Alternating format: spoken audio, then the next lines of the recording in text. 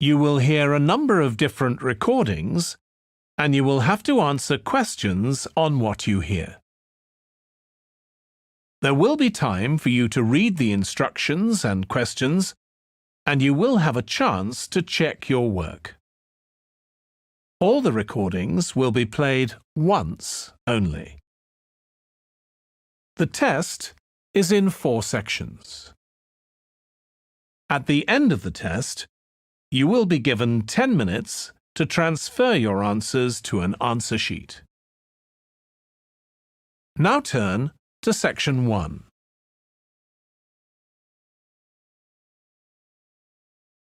Section 1. You will hear a man telephoning a friend to find out about their local public library. First, you have some time to look at questions 1 to 4.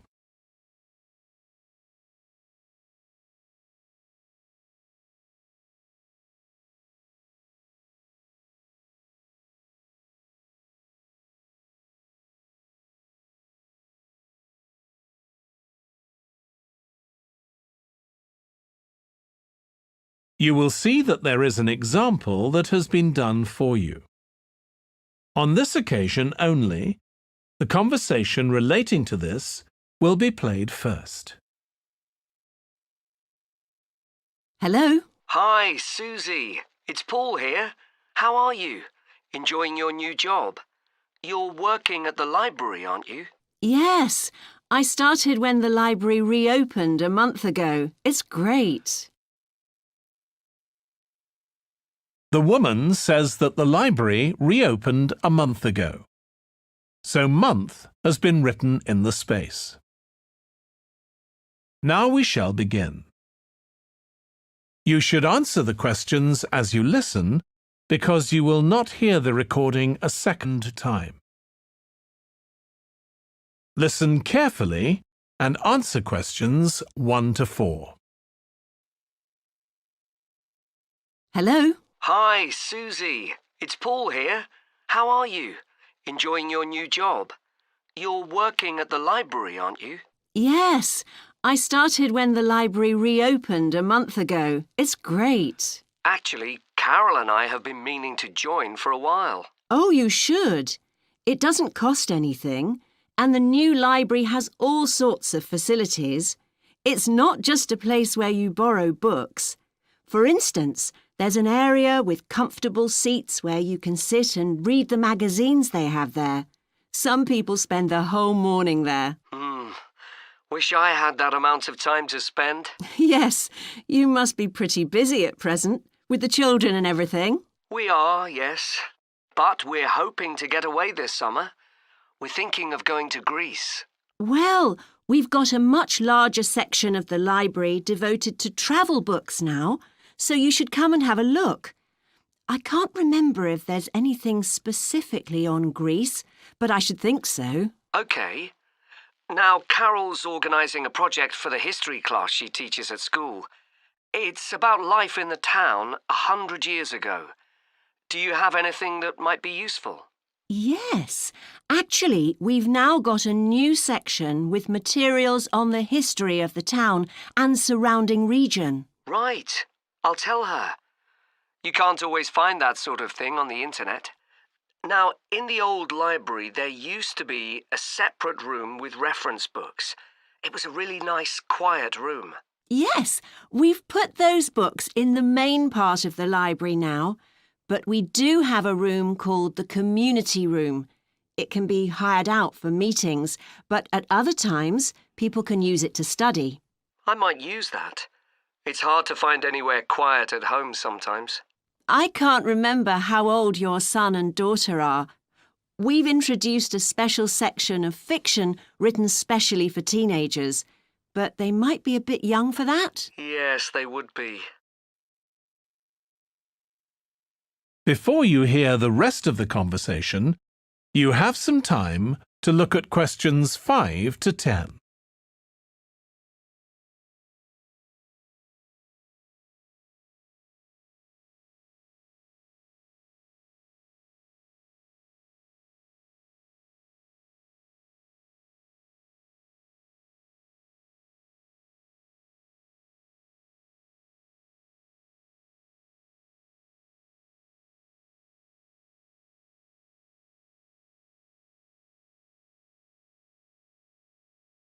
Now listen and answer questions 5 to 10. Well, we do have lots of activities for younger children. Yes? For example, we have a science club. At the next meeting, they're going to be doing experiments with stuff that everyone has in the kitchen, sugar and flour and so on. They might be interested, yes. And we have a competition for children called Reading Challenge. That doesn't begin until after the end of term. They have to read 6 books and they get a certificate if they manage it. So that gives them something to do while they're on holiday, instead of getting bored. That's the idea. And there's special activities for adults too. On Friday, we have a local author called Tanya Streep, who's going to be talking about her new novel. It's called Catch the Mouse, and she based the story on a crime that actually took place here years ago. Right. We're not free on Friday, but I'll look out for the book. Now, this probably isn't for you, but we do have IT support available for members. We get quite a few older people coming along who are wanting to get up to speed with computer technology. It's on Tuesday mornings. They don't need to make an appointment or anything. They just turn up. Well, my mother might be interested. I'll let her know. OK. And there's another service which you wouldn't expect from a library, which is a free medical checkup. The hospital arranges for someone to come along and measure the level of sugar in your blood, and they check cholesterol levels at the same time. Really? Yes, but that's only for the over 60s, so you wouldn't qualify. OK. Well, I'll tell my mother. She might be interested. What other information? Well, we do have a little shop with things like wall charts and greetings cards, and also stamps, so you can post the cards straight away, which is really useful. Yeah. Well, I'll bring the children round at the weekend and we'll join. Oh, one more thing. I'll be bringing the car. Is there parking available? Yes, and it's free in the evening and at weekends. Perfect. Well, thanks, Susie. See you soon. That is the end of section 1. You now have half a minute to check your answers.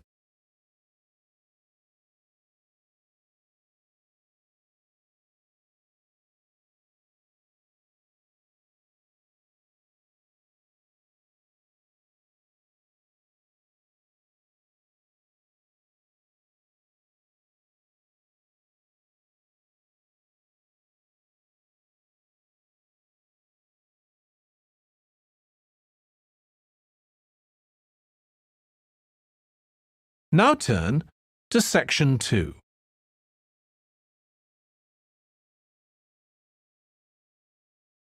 Section 2. You will hear part of a training session for new employees at a large travel company. First, you have some time to look at questions 11 to 17.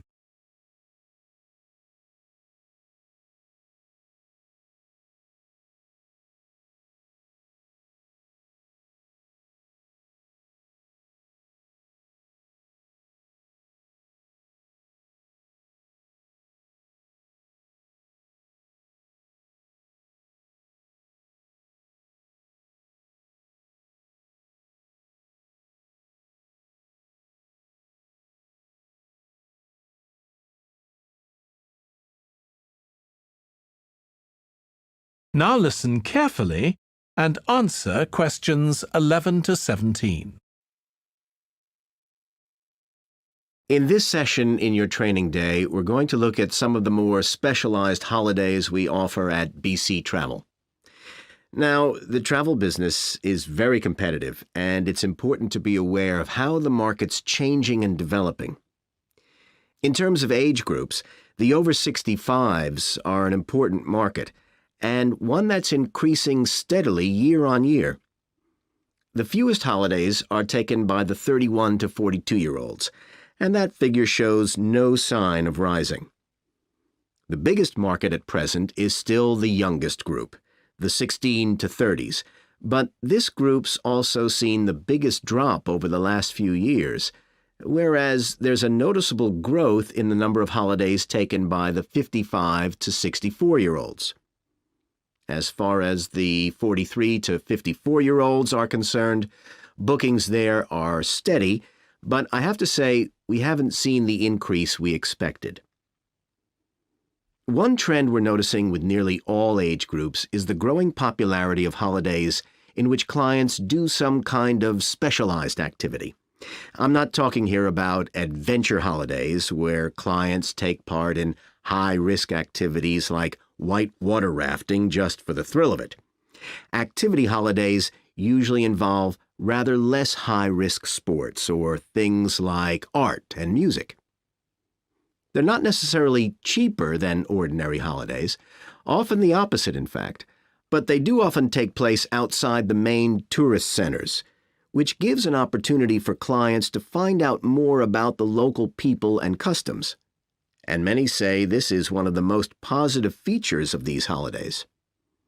Of course, they offer the chance to develop a new skill or talent, but clients often say that more than this, it's the chance to create lasting relationships with other like-minded people. That's the main draw. Let me give you some examples of BC travel activity holidays. Our painting holidays take place in 4 different centers in France and Italy, and they're very popular with clients of all abilities from beginners onwards. We've got an excellent team of artists to lead the classes. Some of them have been with us from the start, and 5 additional ones will be joining us this year so that we can offer a greater number of classes in each center. As far as cooking holidays are concerned, I know a lot of agents offer holidays where clients cook recipes related to one particular country, usually the one they're staying in, but we focus on dishes from a great many different ones. Apart from that, you'll find the usual emphasis on good quality organic ingredients. That's more or less a given nowadays, and there are generally some meat-free recipes included. Our photography holidays take place in a wide range of countries from Iceland to Vietnam, and clients have the opportunity to see some stunning scenery. Groups are small, no more than 8, so clients can have one-on-one tuition during the holiday, and excursions are arranged with fully trained guides. At the end of each holiday, an exhibition is held of the photographs taken so that clients can see one another's work and receive valuable feedback from the tutor. Before you hear the rest of the training session, you have some time to look at questions 18 to 20.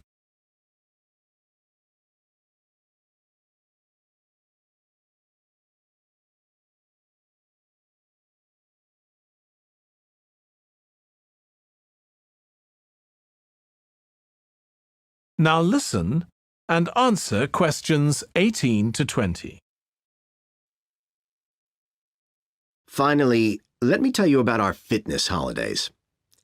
In Ireland and Italy, we run one-week general fitness classes for all ages and levels of fitness. Clients start the course with a consultation with a trainer, and together they draw up an individual program. As well as improving general fitness, clients find that they end up losing much of the stress they've built up in their daily lives. In Greece, we have a 2-week holiday for clients who want to do something about their weight. This has all the features you'd expect, like a personalized diet program, but one of its most popular features is that the exercise classes are all held on the beach. People say it's far preferable to being in a gym. Finally, we offer several holidays in Morocco. One very popular one is the mountain biking holiday. Bikes are provided, and there are different routes according to people's ability. We offer one which is tailored to the needs of families, which is particularly popular. Okay, so that's about all the time I have today, so thank you very much. That is the end of section 2. You now have half a minute to check your answers.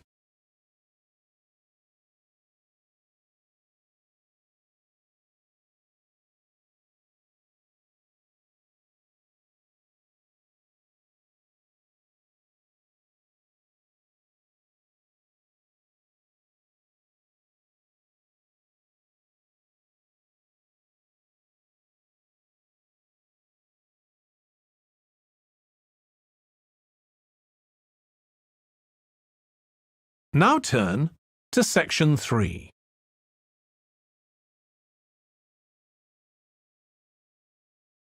Section 3.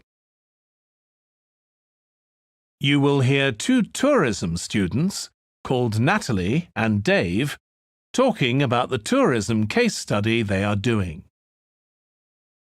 First, you have some time to look at questions 21 to 26.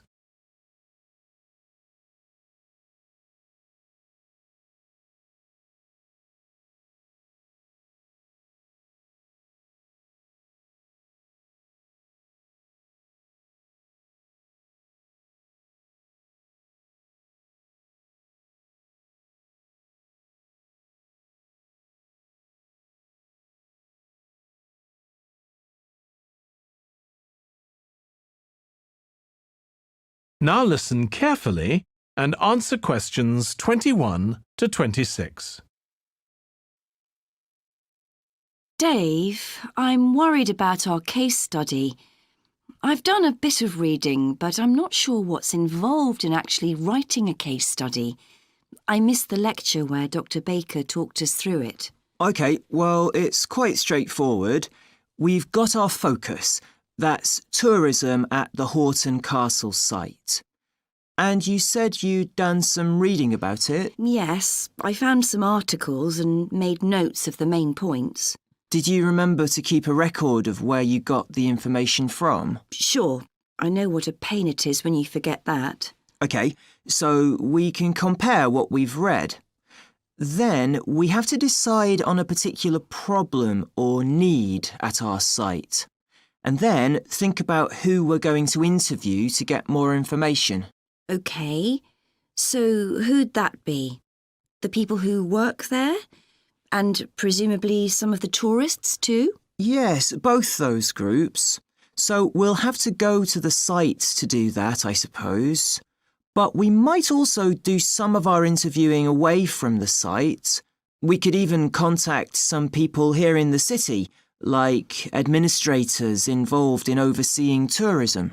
OK, so we'll need to think about our interview questions and fix times and places for the meetings. It's all going to take a lot of time. And if we can, we should ask our interviewees if they can bring along some numerical data that we can add to support our findings. And photographs? I think we have plenty of those already. But Dr. Baker also said we have to establish with our interviewees whether we can identify them in our case study or whether they want to be anonymous. Oh, I wouldn't have thought of that.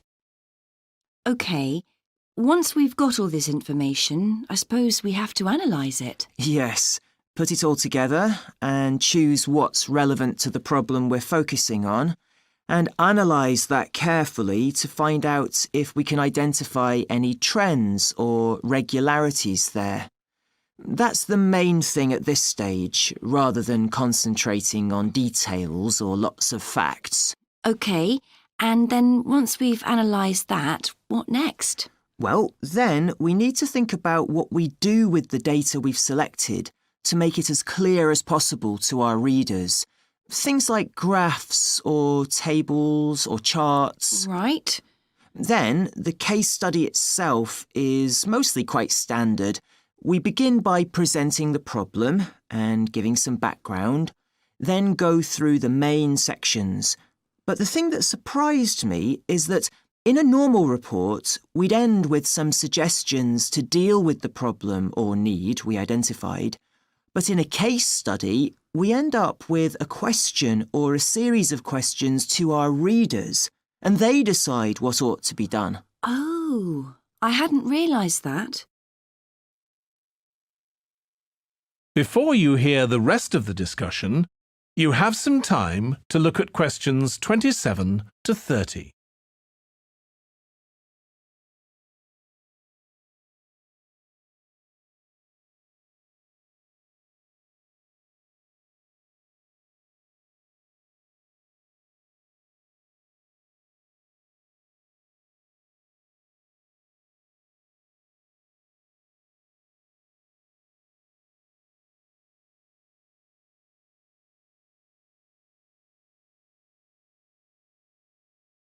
Now listen and answer questions 27 to 30.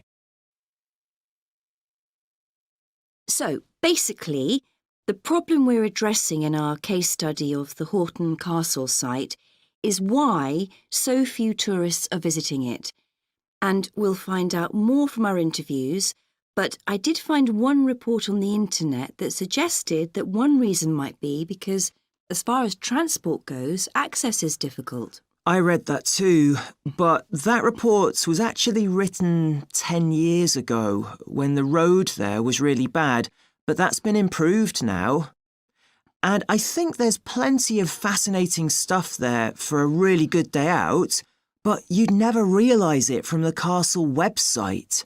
Maybe that's the problem. Yes, it's really dry and boring. I read somewhere a suggestion that what the castle needs is a visitor centre. So we could have a look for some information about that on the internet. What would we need to know? Well, who'd use it for a start? It'd be good to know what categories the visitors fell into too, like school parties or retired people. But I think we'd have to talk to staff to get that information. OK, and as we're thinking of suggesting a visitor centre, we'd also have to look at potential problems. I mean, obviously it wouldn't be cheap to set up. No, but it could be a really good investment. And as it's on a historical site, it'd need to get special planning permission, I expect. That might be hard. Right, especially as the only possible place for it would be at the entrance, and that's right in front of the castle. But it could be a good thing for the town of Horton. At present, it's a bit of a ghost town. Once they've left school and got any skills or qualifications, the young people all get out as fast as they can to get jobs in the city, and the only people left are children and those who've retired. Right. Something else we could investigate would be the potential damage that tourists might cause to the castle site. I mean, their environmental impact. At present, the tourists can just wander around wherever they want. But if numbers increase, there might have to be some restrictions, like sticking to marked ways. And there'd need to be guides and wardens around to make sure these are enforced. Yes, we could look at that too. OK, well, we've certainly managed... That is the end of section 3. You now have half a minute to check your answers.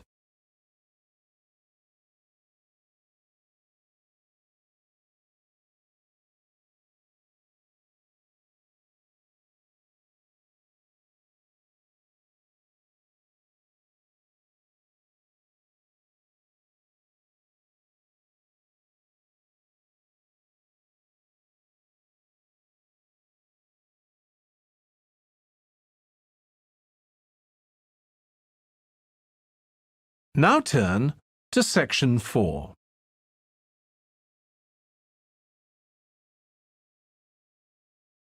Section 4. You will hear a lecturer on an environmental studies course discussing how birds are affected by environmental change. First, you have some time to look at questions 31 to 40.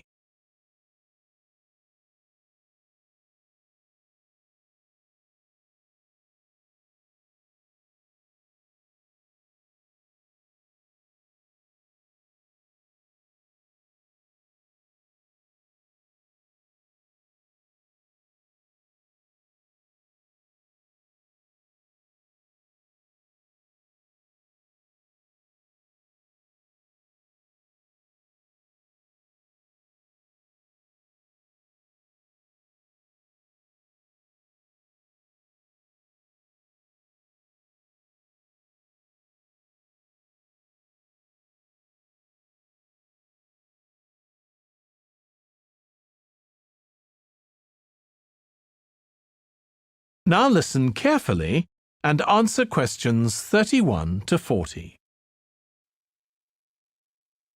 OK, so we've been looking at how man-made changes in our environment can affect wildlife. Now, I'll discuss a particular example. Let's take a look at mercury.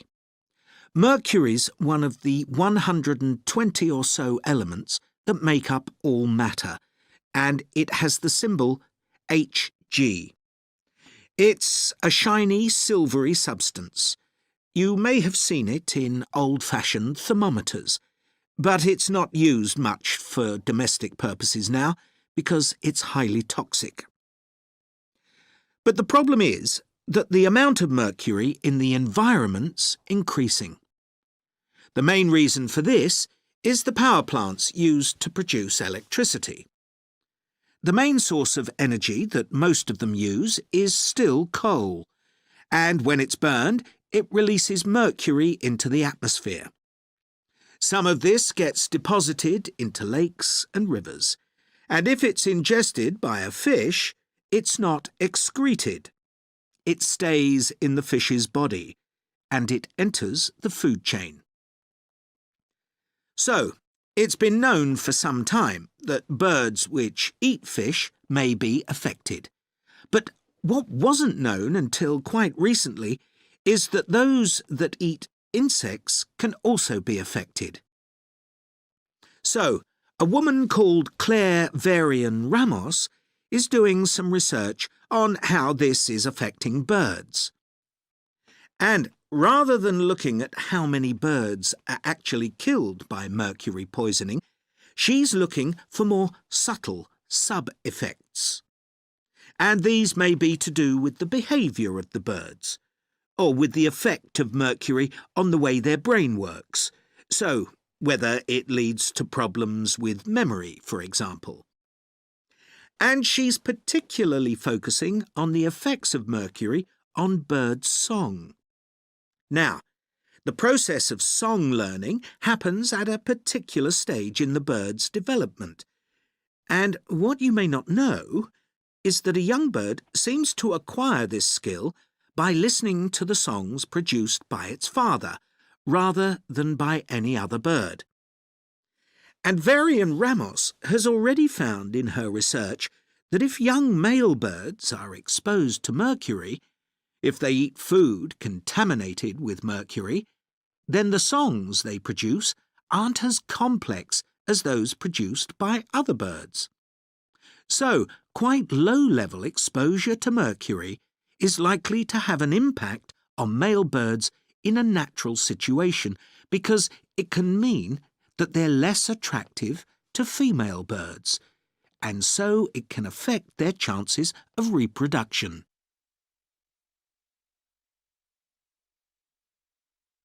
Now, the way she's carrying out this research is worth thinking about. She's using a mixture of studies, using birds kept in laboratories and studies carried out outdoors in the wild. The lab-based studies have the advantage that you don't get all the variables you would in a natural setting. So the experimenter has a much higher level of control, and that means they can be more confident about their results in some ways. And of course, they don't have to worry about going out and finding the birds in order to observe them. So, what are the implications here for humans? Well, because many birds are migratory, they may be transporting mercury far from contaminated sites. For example, it's been found that ducks who'd been feeding at a contaminated site were later shot by hunters over 1,000 kilometres away, and presumably eaten. But these birds likely had mercury levels high enough to warrant concern for human consumption.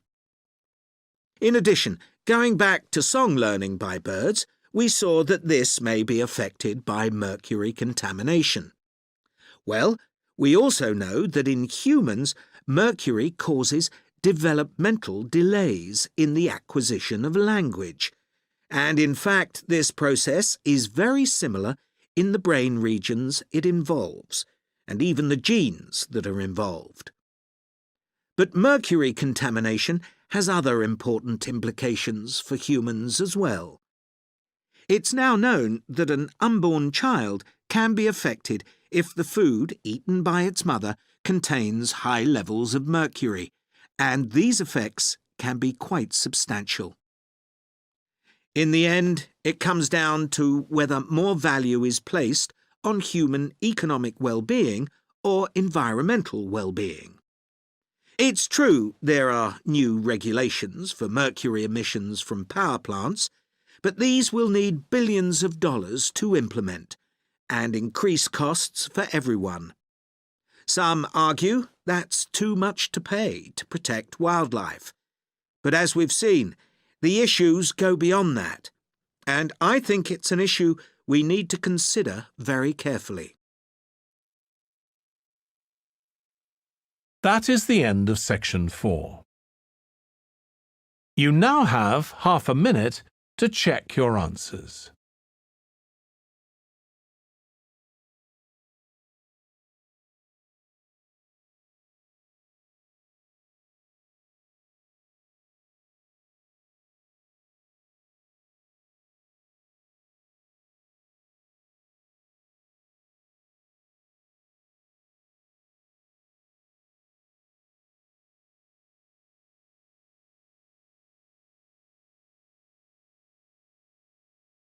That is the end of the listening test.